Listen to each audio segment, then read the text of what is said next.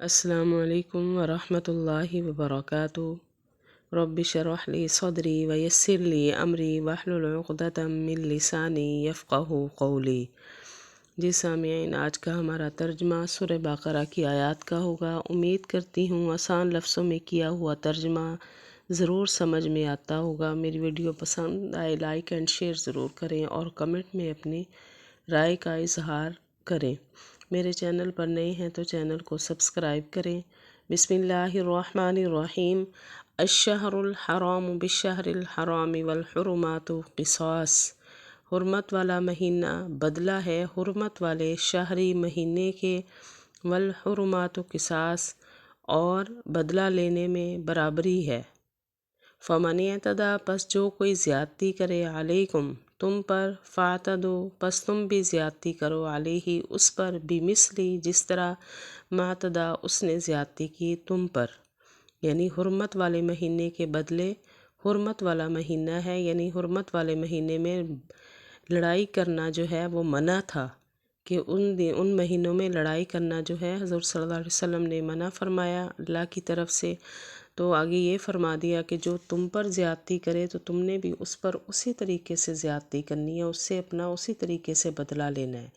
پس جو کوئی زیادتی کرے تم پر، پس تم بھی زیادتی کرو اس پر جس طرح اس نے زیادتی کی تم پر۔ واتقوا اللہ، اور ڈرو اللہ سے، واعلموا، اور جان لو، ان اللہ، بے شک اللہ، مع المتقین، پرہیزگاروں کے ساتھ ہے۔ یعنی جو پرہیزگار ہیں، جو متقی لوگ ہیں اللہ کے، اللہ انہی کا ساتھ دیتے ہیں۔ اور ڈرو اللہ سے اور جان لو بے شک اللہ ڈرنے والوں کے یا پرہیزگاروں کے ساتھ ہے۔ وَأَنفِقُوا، اور خرچ کرو، فی سبیل اللہ، اللہ کے راستے میں۔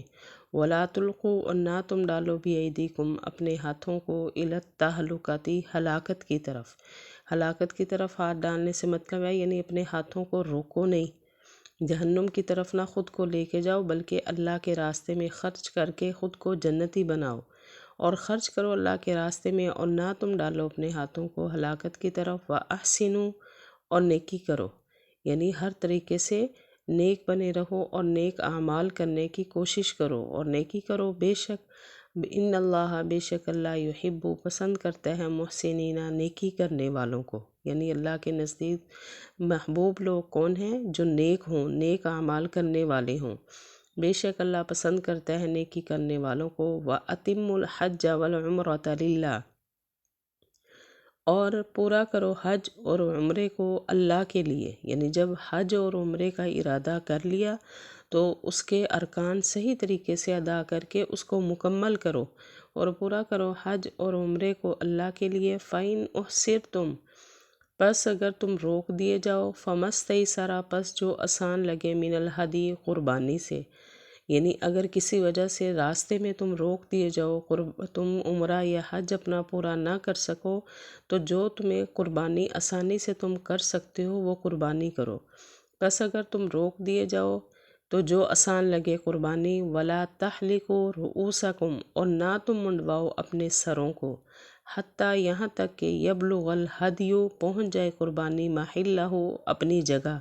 یعنی قربانی کرنے سے پہلے جو ہے وہ اپنے سروں کو منڈواؤ نہیں پہلے، بلکہ قربانی کرو، پھر پتہ چل جائے قربانی ہو چکی ہے، پھر اپنے سر منڈواؤ، اور نہ تم منڈواؤ اپنے سروں کو یہاں تک کہ پہنچ جائے قربانی اپنی جگہ۔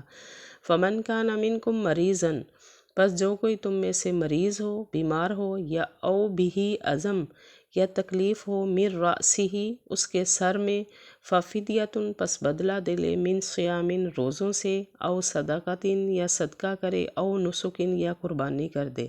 یعنی کسی وجہ سے وہ اپنے بال نہیں اتروا سکتا، اس کے سر میں تکلیف ہے، تو اس کے بدلے کوئی روزہ رکھ کے بدلہ دے دے، یا صدقہ کر دے، یا قربانی۔